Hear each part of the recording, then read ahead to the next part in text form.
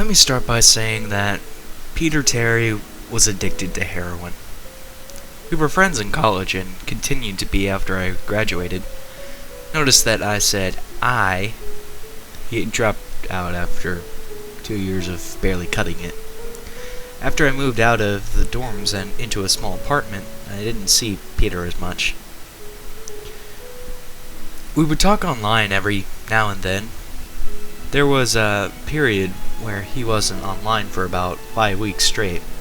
Wasn't worried. He was a pretty notorious flake and drug addict.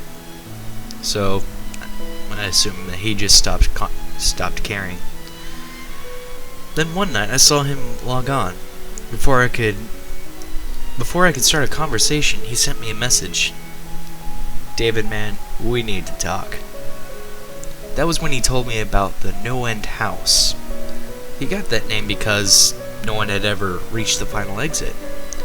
The rules were pretty simple and cliché. Reach the final room of the building and you win $500. There were 9 rooms in all. The house was located outside the city, roughly 4 miles away from my house. Apparently Peter had tried and failed. He was a heroin and who knows what the heck addict. So I figured the drugs got the best of him and he wigged out on a paper ghost or something. He told me it would be too much for anyone. That it was unnatural. I didn't believe him. I told him I would check it out the next night, and no matter how hard he tried to convince me otherwise, $500 sounded too good to be true. I had to go. So I set out the following night. When I arrived, I immediately noticed something strange about the building. Well, have you ever seen or read something that shouldn't be scary, but for some reason a chill crawls up your spine? I walked toward the building, and the feeling of uneasiness only intensified as I opened the front door. My heart slowed, and I let a relieved sigh leave me as I entered. The room looked like a normal hotel lobby, decorated for Halloween. A sign was posted in place of a worker. It read, "Room 1 this way. 8 more follow. Reach the end and you win." I chuckled and made my way to the first door. The first area was almost laughable. The decor resembled the Halloween style of a Kmart, complete with the sheet ghosts and animatronic zombies that gave a static growl when you passed by. At the far end was an exit. It was the only door besides the one I had entered through. I brushed through the fake spider webs and headed for the second room. I was greeted by fog as I opened the door to room 2. The room definitely upped the ante in terms of technology. Not only was there a fog machine, but a bat hanging from the ceiling and flew in circles. Scary. They seemed to have a Halloween soundtrack that you would find in a 99-cent store on loop somewhere in the room. I didn't see a stereo, but I guess they must have used a PA system. I stepped over a few toy rats that wheeled around and walked with a puffed chest across to the next area. I reached for the doorknob and my heart sank to my knees. I did not want to open that door. A feeling of dread hit me so hard I could barely even think. Logic overtook me after a few terrified moments, and I shook it off and entered the next room. Room 3 is when things began to change. On the surface, it looked like a normal room. There was a chair in the middle of the wood-paneled floor. A single lamp in the corner did a poor job of lighting the area, and it cast a few shadows across the floor and walls. That was the problem. Shadows. Plural. With the exception of the chairs, there were others. I had barely walked in the door, and I had already been terrified. It was at that moment that I knew something wasn't right. I didn't even think as I automatically tried to open the door that I had come through. It It was locked from the other side. That set me off. Was someone locking the doors as I progressed? There was no way. I would have heard them. Was it a mechanical lock that set them automatically? Maybe. But I was too scared to really think. I turned back to the room and the shadows were gone. The chair's shadow remained, but the others were gone. I slowly began to walk. I used to hallucinate when I was a kid, so I wrote off the shadows as a figment of my imagination. I began to feel better as I made it to the halfway point of the room. I looked down as I took my steps, and that's when I saw it. Or didn't see it. My shadow wasn't there. I didn't have time to scream. I ran as fast as I could to the other door and flung myself without thinking into the room beyond. The fourth room was possibly the most disturbing. As I closed the door, all light seemed to be sucked out and put back into the previous room. I stood there surrounded by darkness and couldn't move. I'm not afraid of the dark and never have been, but I was absolutely terrified. All sight had left me. I held my hand in front of my face, and if I didn't know what I was doing, I would never have been able to tell. Darkness doesn't describe it. I couldn't hear anything, but it was dead silence. When you're in a soundproof room, you can still hear yourself breathing, and you can hear yourself being alive. But I couldn't. I began to stumble forward after a few moments, my rapidly beating heart the only thing I could feel. There was no door in sight. Wasn't even sure if there was one this time. The silence was then broken by a low hum. Felt something behind me. Spun around wildly, but could barely even see my nose. I knew it was there, though, regardless of how dark it was. I knew something was there. The hum grew louder, closer. It seemed to surround me, but I knew whatever was causing the noise was in front of me, inching closer. I took a step back. I'd never felt that kind of fear. I can't really describe true fear. I wasn't even scared that I was going to die. I was scared what the alternative was. I was afraid of what the thing had in store for me. And then the lights flashed for a second, and then I saw it. Nothing. I saw nothing. And I know I saw nothing there.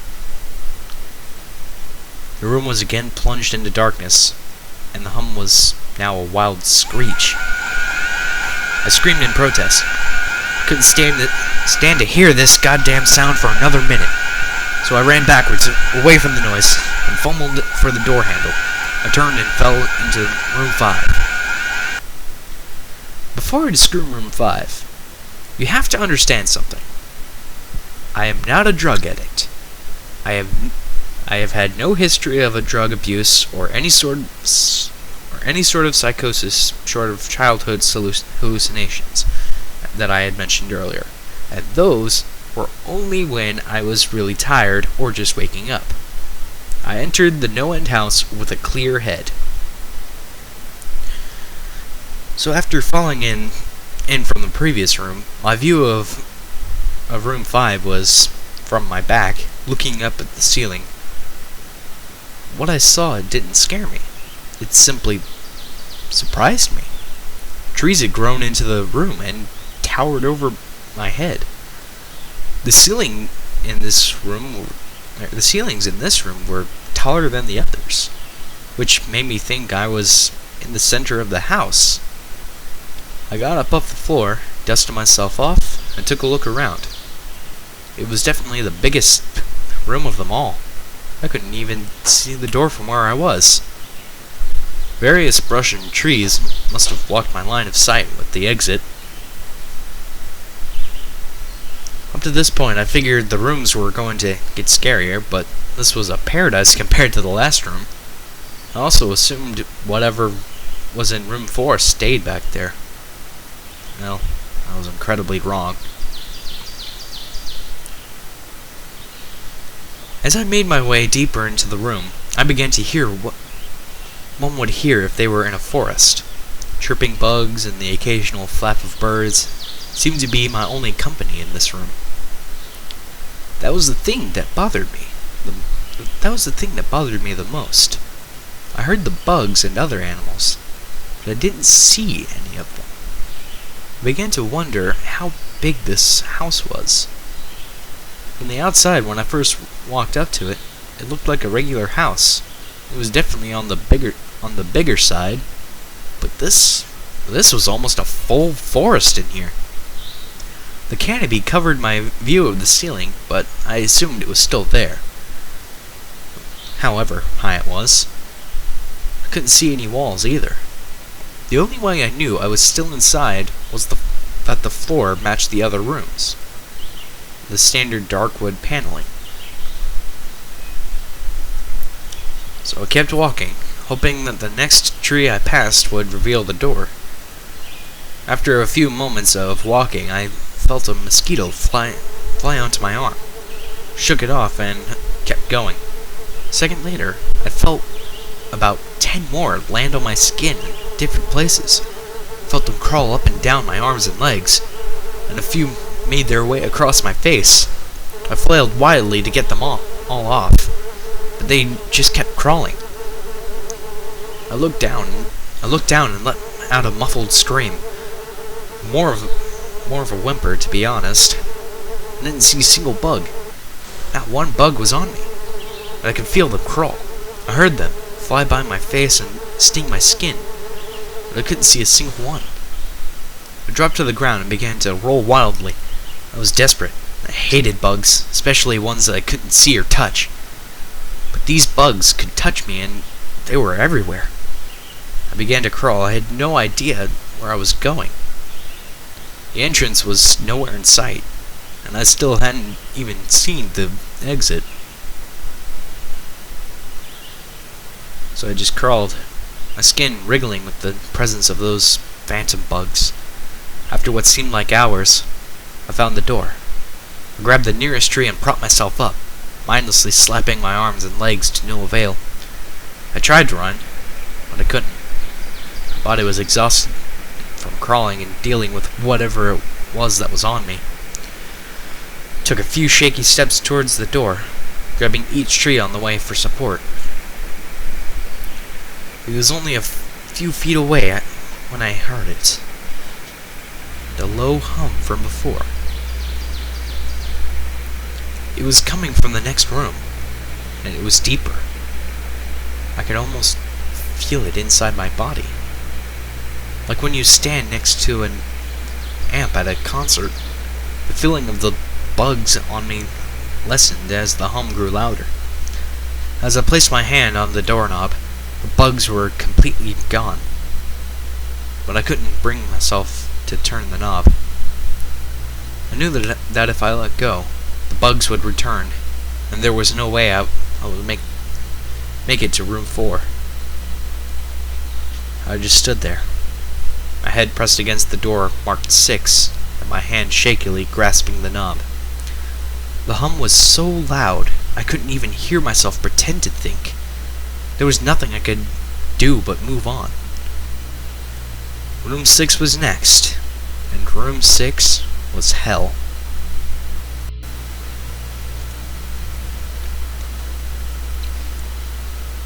I closed the door behind me, my eyes held shut and my ears ringing. The hum was surrounding me. As the door clicked into place, the hum was gone. I opened my eyes in surprise, and the door I had shut was gone. It was just a wall now. I looked around in shock. The room was identical to room 3, the same chair and lamp, but with the correct amount of shadows this time. The only real difference was that there was no exit door, and the one I came in through was gone.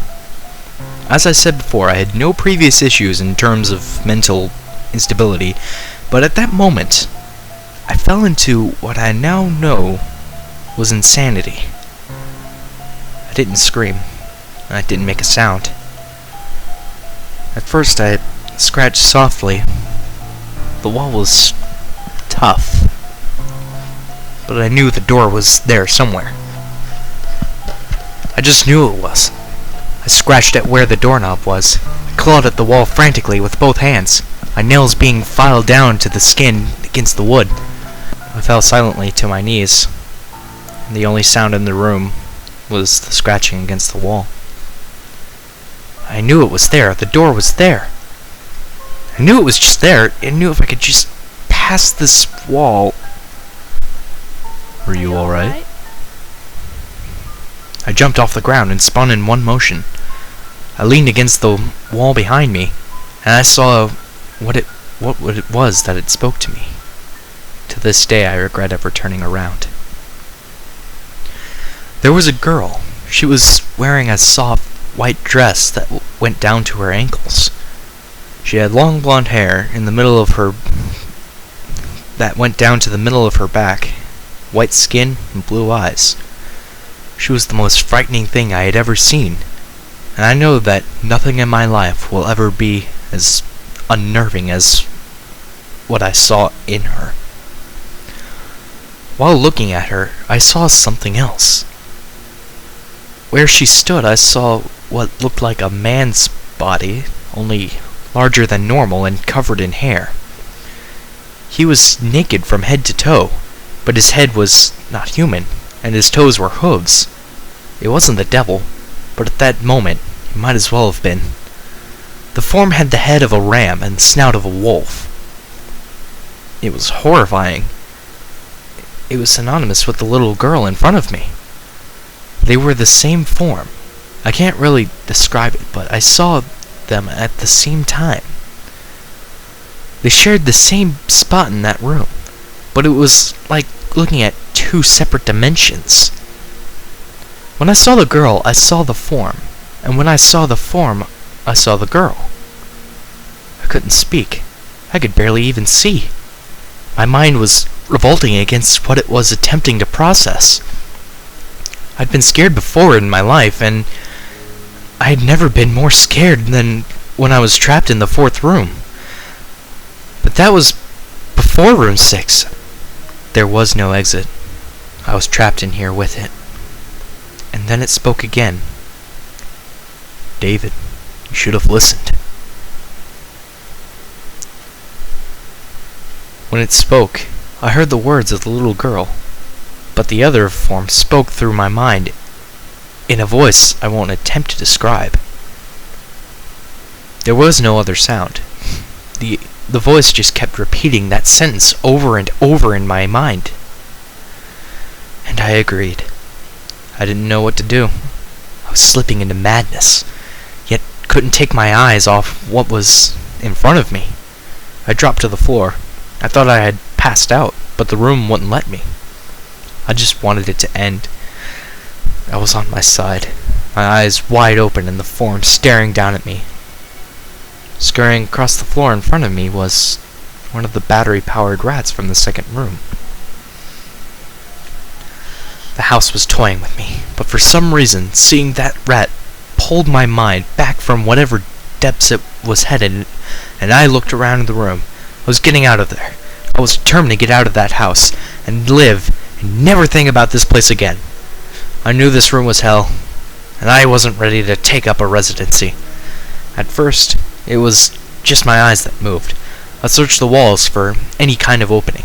The room wasn't that big, so it didn't take long to soak in the entire layout. The demon still taunted me, the voice growing louder as the form stayed rooted where it stood. I placed my hand on the floor and lifted myself up to all fours, and I turned to scan the wall behind me. Then I saw something I couldn't believe. The form was now right at my back, whispering into my mind how it shouldn't have come.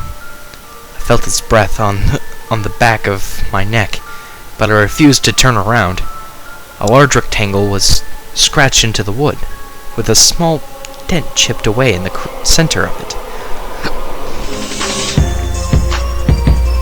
Right in front of my eyes, I saw the large 7 I had mindlessly etched into the wall. I knew what it was.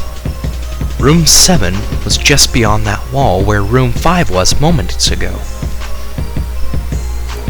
I don't know how I had done it. Maybe it was just my state of mind at the time, but I had created the door. I knew I had. In my madness, I had scratched into the wall what I needed the most. An exit to the next room. Room 7 was close.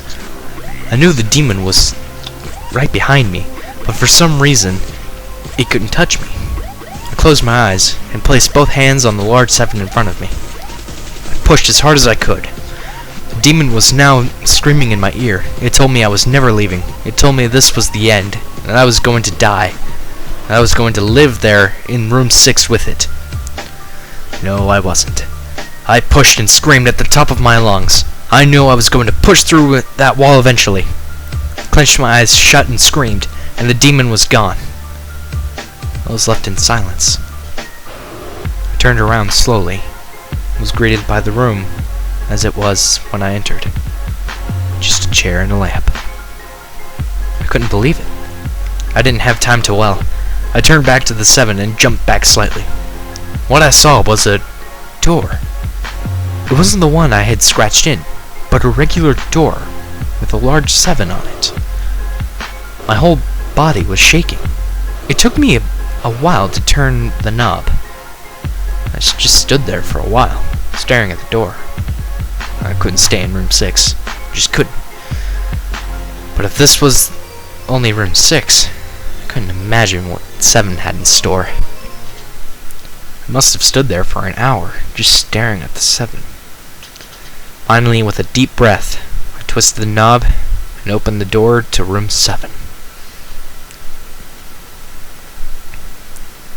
I stumbled through the door mentally exhausted and physically weak. The door behind me closed, and I realized where I was. I was outside. Not outside like Room 5, but actually outside. My eyes stung, and I wanted to cry. I fell to my knees and tried, but I couldn't. I was finally out of that hell. I didn't even care about the prize that I was promised. I turned and saw that the door I just went through was the entrance. I walked to my car, drove home, thinking how nice a shower sounded. As I pulled up to my house, I felt uneasy. The joy of leaving NoEnd House had faded, and dread was slowly building in my stomach. I shook it off as a residual from the house and made my way to the front door. I entered and immediately went up to my room. There on my bed was my cat, Baskerville. He was the first living thing I had seen all night, and I reached out to pet him. He hissed and swiped at my hand, recoiled in shock, as he had never acted like that. I thought, whatever, he's an old cat. I jumped in the shower and got ready for what I was expecting to be a sleepless night. After my shower, I went to the kitchen to make something to eat.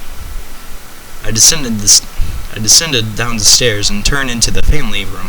What I saw would be forever burned into my mind. My parents were lying on the ground, naked and covered in blood. They were mutilated to near unidentifiable states. Their limbs were removed and placed next to their bodies, and their heads were placed on their chests facing me. The most unsettling part was their expressions. They were smiling as though they were happy to see me. I vomited and sobbed there in the family room. I didn't know what had happened. They didn't even live with me at the time. I was a mess. Then I saw it. A door that was never there before. A door with a large 8 scrawled on in blood. I was still in the house. I was standing in my family room, but I was in Room 7. The faces of my parents smiled wider as I realized this. They weren't my parents. They couldn't be. They look exactly like them. The door marked 8 was across the room, behind the mutilated bodies in front of me. I knew I had to move on, but at that moment I gave up. The smiling faces tore into my mind. They grounded me where I stood. I vomited again and nearly collapsed. And then the hum returned. It was louder than ever, and it filled the house and shook the walls. The hum compelled me to walk. I began to walk slowly, making my way closer to the door. And the bodies. I could barely stand, let alone walk. And the closer I got to my parents, the closer I came to suicide. The walls were now shaking so hard it seemed as though they were going to crumble. But still the faces smiled at me. As I inched closer, their eyes followed me. I was now between the two bodies, a few feet away from the door. The dismembered hands crawled their way across the carpet towards me. All the while the faces continued to stare. New terror washed over me, and I walked faster. I didn't want to hear them speak. I didn't want to hear the voices match up to my parents. They began to open their mouths, and the hands were inches from my feet. In a dash of desperation, I lunged toward the door, threw it open, and slammed it behind me. Roommate. I was done. After what I'd just experienced, I knew there wasn't anything else this fucking house could throw at me that I couldn't live through. There was nothing short of the fires of hell that I wasn't ready. No, I need to read that more seriously. There was nothing short of the fires of hell that I wasn't ready for. Unfortunately, I underestimated the abilities of NoEnd House. And unfortunately, things got more disturbing, more terrifying, and more unspeakable in Roommate. I still have trouble believing what I saw in Roommate. Again, the room was a carbon copy of rooms 3 and 6. But sitting in the usually empty chair was a man. After a few seconds of disbelief, my mind finally accepted the fact that the man sitting in the chair was me. Not someone who looked like me, but it was David Williams. I walked closer, and to get a better look, even though I was sure of it. He looked up at me, and I noticed tears in my eyes. Please don't do it. Please don't hurt me. What? I asked. Who are you? I'm not going to hurt you. Yes, you are. He was sobbing. He was sobbing now. You're going to hurt me, and I don't want you to. He sat in the chair with his legs up and began rocking back and forth. It was actually pretty pathetic looking, especially since he was me. Identical in every way. Listen, who are you? I was now only a few feet from my doppelganger. It was the weirdest experience yet, standing there talking to myself. I wasn't scared, but I would be soon. Why are you... You're going to hurt me! You're going to hurt me! If you want to leave, you're going to hurt me! Why are you saying this? Just calm down, alright? Let's try to figure this... And then I saw it. The David sitting down was wearing the same clothes as me, except for a small red patch on his shirt, with the number 9. You're going to hurt me. You're going to hurt me. You're going to hurt me. Please don't hurt me. Please don't. Please don't. My eyes didn't leave that small number on his chest. I knew exactly what it was. The first few doors were plain and simple, but after a while they got a little more ambiguous. 7 was scratched into the wall, but by my own hands. 8 was marked in blood above the bodies of my parents. But 9... This number was on a person. A living person. And worse still, it was on a person that looked exactly like me. David? I had to ask. Yes, you're going to hurt me. You're going to hurt me. He continued to sob and rock. He answered to David. I was right. It was me. Right down to the voice. But that night, I paced around for a few minutes while he sobbed in his chair. The room had no door, and very similar to room 6. The door I came through was gone, for some reason. I assumed that scratching would get me nowhere this time. I studied the walls and floor around the chair, sticking my head underneath to seeing if anything below. Unfortunately, there was. Below the chair was a knife. Attached was a tag that read, "To David, from management." The feeling in my stomach as I read that tag was something sinister. I wanted to throw up, and the last thing I wanted to do was remove that knife from under that chair. The other David was still sobbing uncontrollably. My mind was spinning into an attic of unanswerable questions. Who put this here? How did they get my name?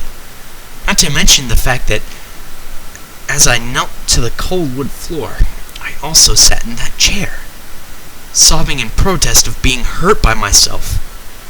It was all too much for me to process. The house and the management had been playing with me this whole time. My thoughts for some reason turned to Peter, and whether or not he got this far. If he did, and if he met Peter Terry sobbing in this very chair, rocking back and forth. I shook those thoughts out of my head. They didn't matter. I took the knife from under the chair, and immediately the other David went quiet. "David," he said in my voice, "what do you think you're going to do?" I lifted myself from the ground and clenched the knife in my hand. "I'm going to get out of here." David was still sitting in the chair, though he was very calm now. He looked up at me with a slight grin. I couldn't tell if he was going to laugh or strangle me. Slowly, he got up from the chair and stood facing me. It was uncanny. It was heightened. Even the way he stood matched mine. I felt the rubber hilt of the knife in my hand, gripped it tighter. I don't know what I was planning on doing with it, but I had a feeling I was going to need it. "Now," his voice was slightly deeper than my own, "I'm going to hurt you. I'm going to hurt you. I'm going to keep you here." I didn't respond. I just lunged and tackled him to the ground. I had mounted him and looked down, knife poised and ready. He looked up at me, terrified. It was like I was looking in a mirror. Then the hum returned, low and distant, though I still felt it deep in my body. David looked up at me as I looked down at myself. The hum was getting louder, and I felt something inside me snap. With one motion, I slammed the knife into the patch on his chest and ripped down. Blackness fell on the room, and I was falling. The darkness around me was like nothing I had experienced up to that point. Room 3 was dark, but it didn't come close to what was completely engulfing me. I wasn't even sure if I was falling after a while. I felt weightless, covered in dark, and a deep sadness came over me. I felt lost, depressed, suicidal. The sight of my parents entered my mind. I knew it wasn't real, but I had seen it in my mind. Had trouble differentiating between what is real and what isn't. The sadness only deepened. I was in room 9 for what seemed like days. Final room. And that's exactly what it was. The end. NoEnd House had an end, and I had reached it. At that moment, I gave up. I knew I would be in that in-between state forever, accompanied by nothing but darkness. Not even the hum was there to keep me sane. I lost all senses. I couldn't feel myself. I couldn't hear anything. Sight was completely useless here. I searched for a taste in my mouth and found nothing. I felt disembodied and completely lost. I knew where I was. This was hell. Room 9 was hell. But then it happened. A light. One of those stereotypical lights at the end of the tunnel. I felt ground come up from below me, and I was standing. After a moment or two of gathering my thoughts and senses, I slowly walked toward that light. As I approached the light, it took form. It was a vertical slit down the side of an unmarked door. I slowly walked through the door and found myself back where I started. The lobby of NoEnd House. It was exactly how I left it. Still empty, still decorated with the childish Halloween decorations. After everything that happened that night, I was still aware of where I was. After a few moments of normalcy, I looked around the place, trying to find anything different.